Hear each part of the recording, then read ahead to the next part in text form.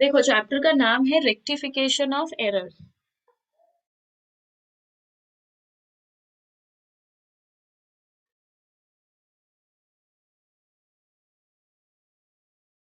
देखो, एरर्स पहली बात है क्या होता है। दो वर्ड होता है, एरर और फ्रॉड।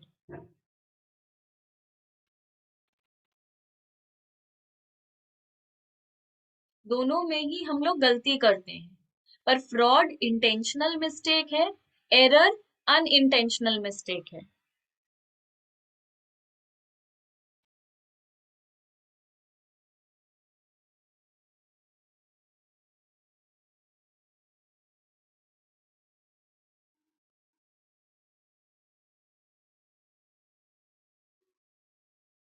दोनों से ही हम लोगों का अकाउंटिंग एरर हो जाता है।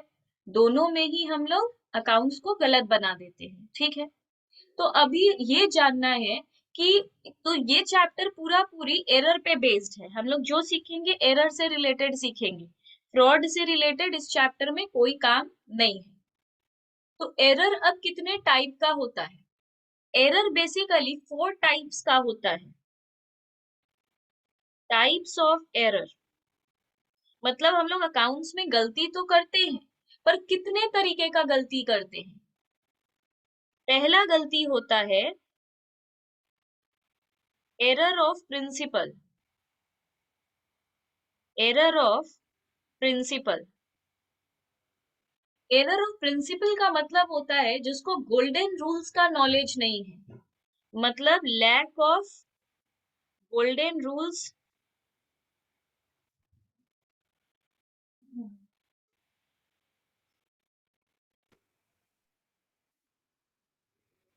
तो एरर ऑफ प्रिंसिपल था lack of golden rules knowledge, जिसको गोल्डन रूल का नॉलेज ही नहीं है। गोल्डन रूल का नॉलेज क्या होता है?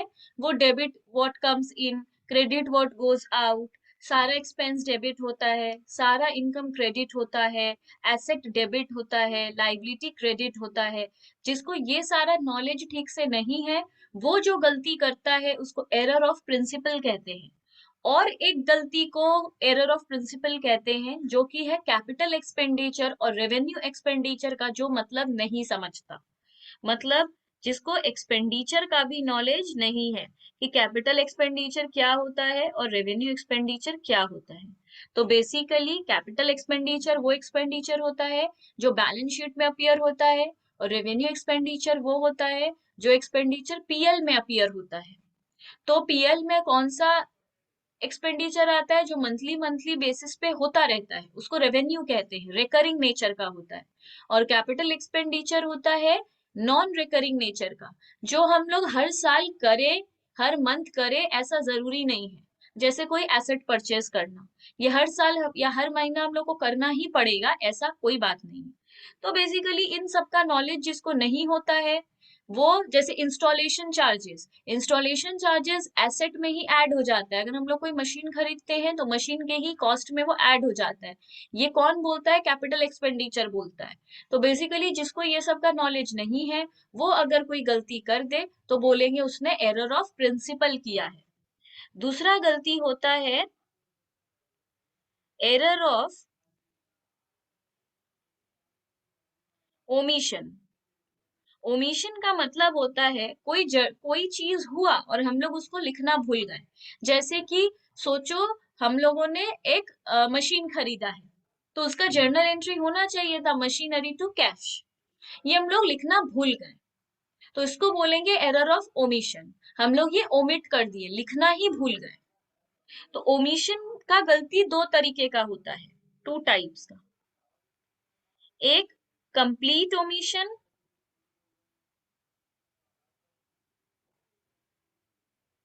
दूसरा होता है पार्शियल ओमिशन।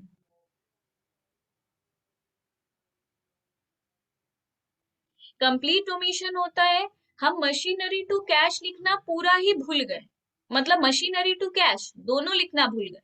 पार्शियल ओमिशन होता है मशीनरी अकाउंट डेबिट तो कर दिए,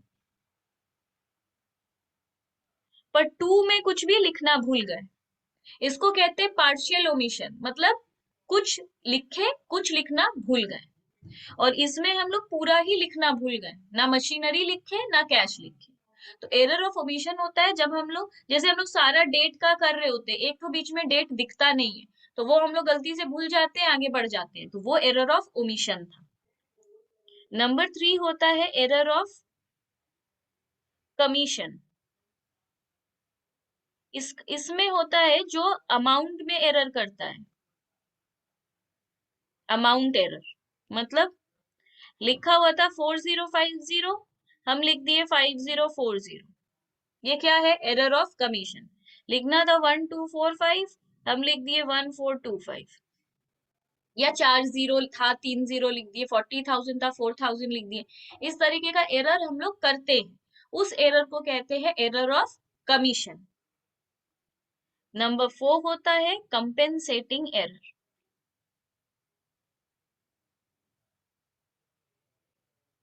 अब कंपेंसेटिंग एरर क्या है? सोचो हम लोग ट्रायल बैलेंस बना रहे हैं, ये डेबिट है, ये क्रेडिट है। सेल्स लिखे, सेल्स हम लोग को क्रेडिट में लिखना चाहिए था, हम लोग डेबिट में लिख दिए। फिर हम लोग परचेज लिखे, परचेज को डेबिट में लिखना चाहिए था, हम लोग क्रेडिट में लिख दिए। ये टोटल टैली भी हो जाएगा।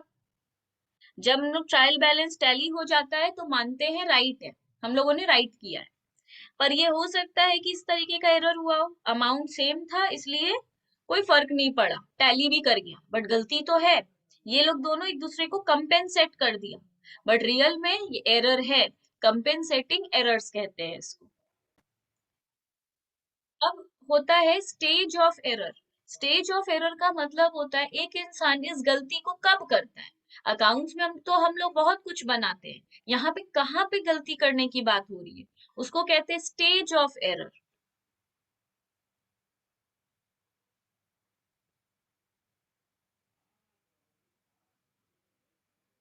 इसका 3 स्टेज है। टाइप कितना है? टाइप 4 है, पर एरर का स्टेज है 3। यहाँ पे 3 स्टेज ऑफ एरर है। पहला गलती एक इंसान करता है before preparation of trial balance.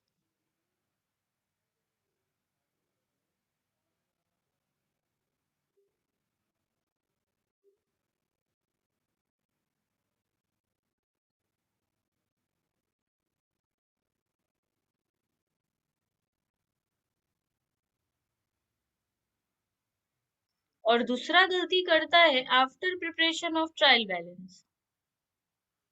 और तीसरा गलती करता है after preparation of final accounts.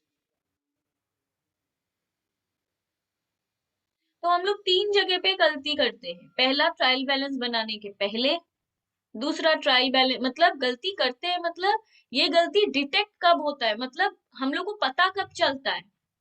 देखो जो भी गलती है इसमें वो हम लोग जर्नल पास करने में करते हैं, मतलब इसमें गलती हम लोग कहाँ कर रहे हैं, बेसिकली जर्नल पास करने में। तो जर्नल पास करने में गलती तो करे हैं, तभी ये चैप्टर करना पड़ रहा है। पर हम लोग को पता कब चलता है कि हम लोग गलती किए हैं?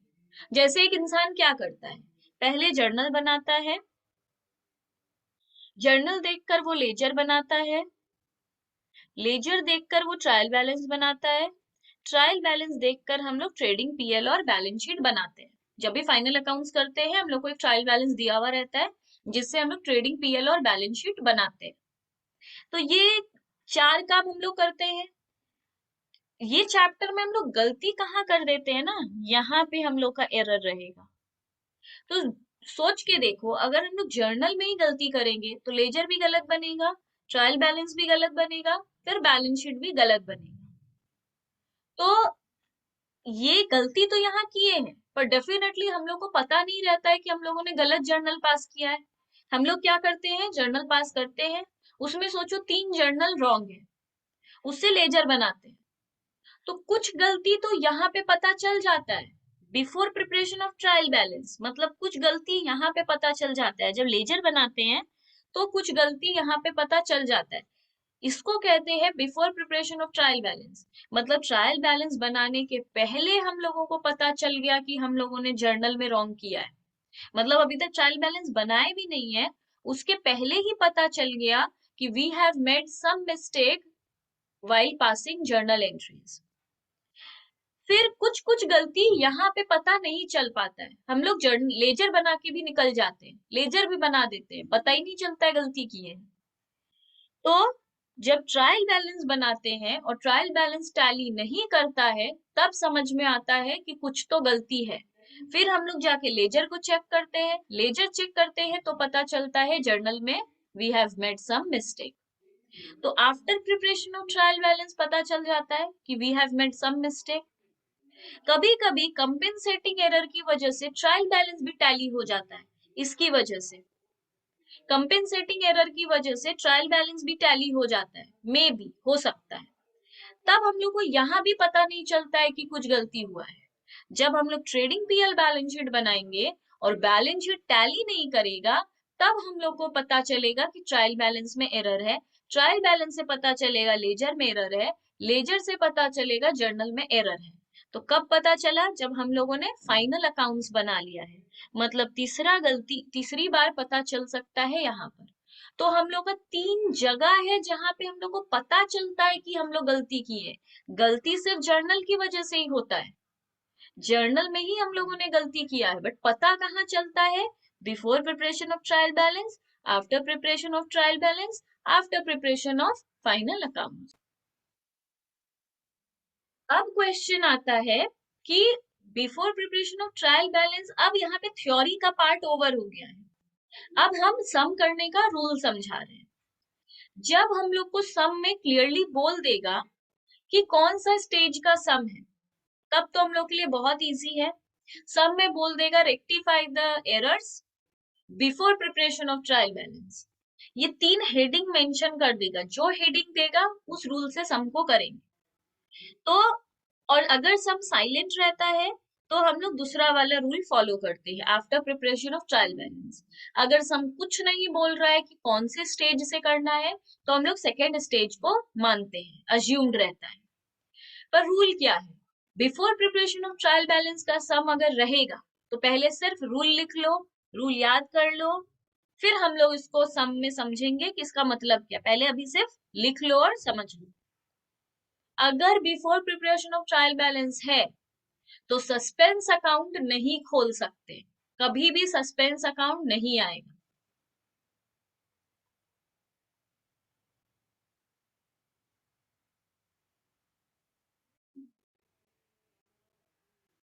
ये इसका रूल है, सस्पेंस अकाउंट हम लोग नहीं खोल सकते। पर अगर after preparation of trial balance है तो अगर जरूरत लगे तो सस्पेंस अकाउंट हम लोग खोल सकते हैं।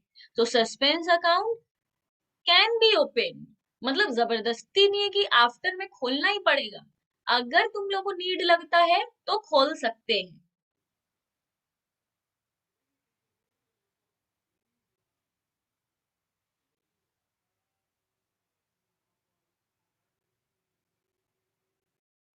इसमें हम लोग खोल सकते हैं, फाइनल अकाउंट्स में भी हम लोग को अगर जरूरत लगता है तो खोल सकते हैं।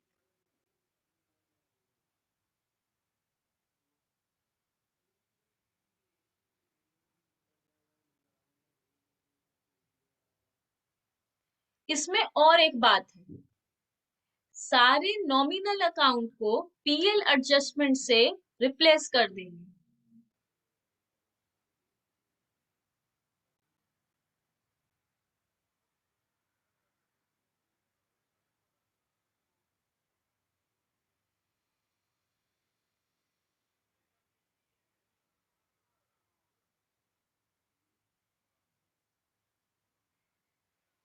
तो बिफोर प्रिपरेशन में सस्पेंस अकाउंट नहीं खोल सकते, आफ्टर प्रिपरेशन में सस्पेंस अकाउंट खोल सकते हैं, तीसरे में सस्पेंस अकाउंट खोल सकते हैं, प्लस सारे नॉमिनल अकाउंट्स को काट कर पीएल एडजस्टमेंट लिखना पड़ेगा, profit and loss adjustment account.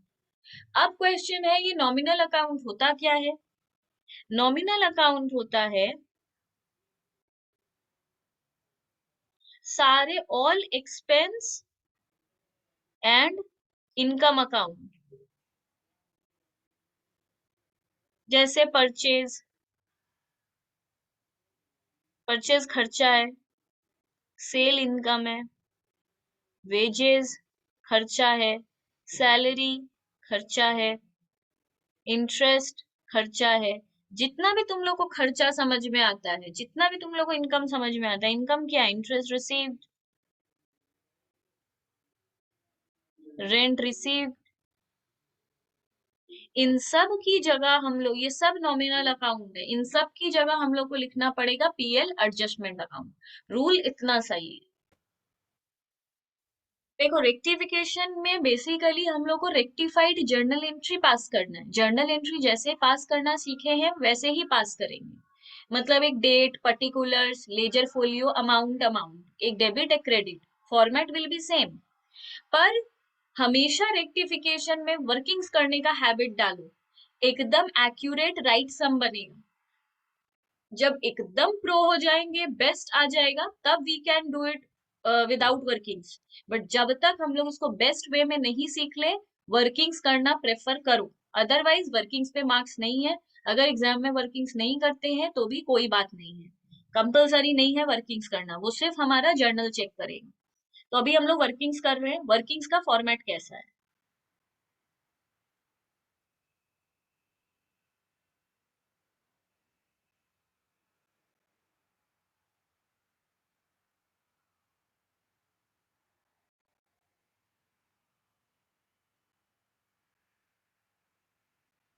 इसमें हम लोग 3 कॉलम बनाएंगे, पहला राइट, फिर रॉन्ग, फिर रेक्टिफाइड।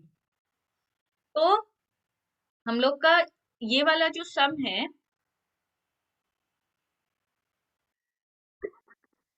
सम में देखो क्लियर लिखा है, how will the following errors rectified that were identified after the preparation of trial balance. तो इसमें क्लियरली मेंशन कर देगा स्टेज। बोल रहा है एरर रेक्टिफाई करो, पर कौन से स्टेज पे? Preparation, after preparation of trial balance. तो ये हम लोग को पता है दूसरा वाला स्टेज है। अब मतलब इसमें सस्पेंस अकाउंट हम लोग चाहे तो खोल सकते हैं। अब एक एक करके इसको करेंगे। पहला पॉइंट है, sales book was undercast by 2000। अब इसमें कुछ और भी रूल आएगा जो लर्न रखना होगा। सेल्स बुक अंडरकास्ट है। अंडरकास्ट वर्ड का मतलब क्या होता है? अंडरकास्ट वर्ड का मतलब होता है कि हम लोगों ने किसी चीज को कम लिखा है। मतलब सेल किए थे हम लोग 50,000 का, हम लोगों ने सेल्स लिखा है 48,000, मतलब 2,000 हम लोगों ने कम लिखा है। तो अंडरकास्ट वर्ड का मतलब क्या है? हम लोगों ने किसी चीज को कम लिखा है, मतलब 2,000 से सेल्स बुक को कम लिखा है। सेल्स बुक को कम लिखा है मतलब सेल्स को कम लिखा है हम लोगों ने। तो sales book was undercast by 2,000 का मतलब है सेल्स को हम लोग 2,000 से कम लिखे हैं। तो अगर अंडरकास्ट और ओवरकास्ट का सम होगा, ये रूल में लिख लो, अगर अंडरकास्ट और ओवरकास्ट का सम होगा तो राइट में और रॉन्ग में नो एंट्री। हम लोग राइट और रॉन्ग के कॉलम में कोई भी एंट्री नहीं करेंगे। ये सीधे रेक्टिफाइड होता है, डायरेक्टली रेक्टिफाइड होगा। ये रूल है, याद रखो। जब ओवरकास्ट का मतलब क्या है? ज्यादा लिख दिए हैं। अंडरकास्ट मतलब कम, अंडर मतलब कम, ओवर मतलब ज्यादा। तो अगर वो लोग अंडर कास्ट का दे या ओवर कास्ट का दे, दोनों हाल में ही राइट और रॉन्ग के कॉलम में कोई एंट्री नहीं होगा, सीधे रेक्टिफाइड के कॉलम में एंट्री होगा। तो रोमन 1 दिए, राइट में भी कुछ नहीं, रॉन्ग में भी कुछ नहीं, क्यों? Undercast. अब और एक रूल याद कर लो, फुल के पेज में जाके।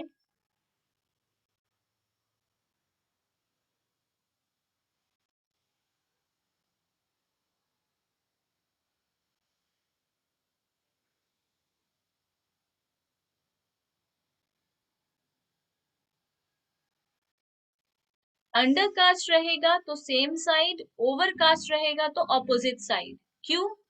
देखो, कोई भी चीज जैसे अभी सेल्स है, सेल्स हम लोग का अंडर कास्ट है, तो सेल का साइड को सेम जगह पे ही रखेंगे। मतलब सेल्स खुद में क्या होता है? सेल्स का खुद का बैलेंस क्रेडिट होता है, क्योंकि सेल्स इनकम है, इनकम हमेशा क्रेडिट होता है। इसलिए सेल का कोई खुद का साइड पूछेगा तो हम लोग बोलते हैं सेल्स क्रेडिट होता है। तो सेल्स अंडर कास्ट है, तो हम लोग सेल्स को क्रेडिट में ही लिखेंगे, सेम साइड में ही लिखेंगे, उसका जो साइड है सेल्स को वही लिखेंगे। तो टू सेल्स ही रहेगा। हम लोग सेल्स को कितना कम लिखे थे, 2000, तो 2000 टू सेल्स बोलकर और डाल दिए, मतलब टू सेल्स अगर लिख देंगे तो टू सेल्स सेल्स बढ़ा दिए हम लोग 2000 से। पर ये जर्नल है, जर्नल में अकेला कभी कुछ नहीं होता, कुछ क्रेडिट हुआ है तो कुछ डेबिट भी होगा।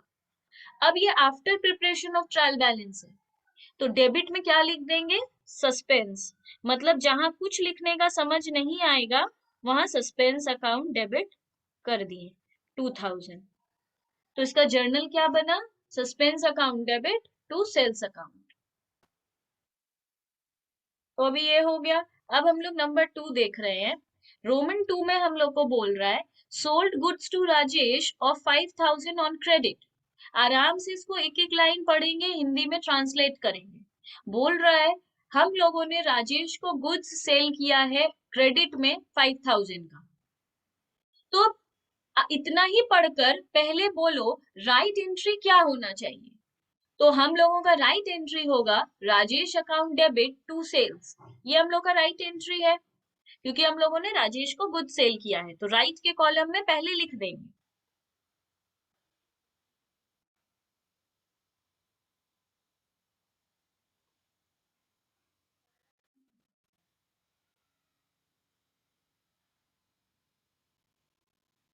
ठीक है, तो हम लोगों ने Rajesh account debit to sales लिख दिया है। ये हम लोग जर्नल चैप्टर में सीख चुके हैं कि उधार में जब सेल करते हैं तो ये एंट्री देते हैं।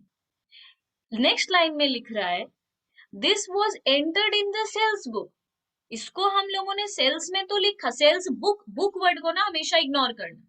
इसका मतलब है सेल्स में हम लोग इसको लिखे, मतलब टू सेल्स हम लोगों ने लिखा, but was not posted into Rajesh account, जो पार्शियल ओमिशन हम सिखाए थे। तो हम लोगों ने टू रॉन्ग रॉन्ग किया है ना, तो क्या गलती किया है, हम लोगों ने टू सेल्स को टू सेल्स लिखा है, ऐसा सम बोल रहा है कि हम लोगों ने टू सेल्स को रिकॉर्ड किया है, राजेश को लिखना भूल गए। तो होना चाहिए था ये, हम लोगों ने किया है ये। तो रेक्टिफाई कैसे करेंगे, जो चीज करना था हम लोगों ने किया भी है उसको काट दो, इसको रेक्टिफाई करना ही नहीं है। रेक्टिफाई किसको करना है, इसको। तो ये रिकॉर्ड करना चाहिए था, हम लोगों ने रिकॉर्ड नहीं किया है तो रिकॉर्ड कर दे।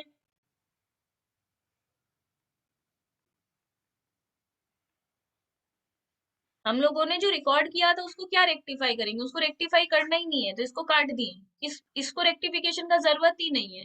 ये रिकॉर्ड करना था, हम लोगों ने किया भी है, तो इसको काट दिए। पर राजेश अकाउंट लिखना था, हम लोगों ने नहीं लिखा तो मैंने लिख दिया। अब 2 में पता नहीं क्या होगा, तो सस्पेंस लिख के 5000 डाल दो।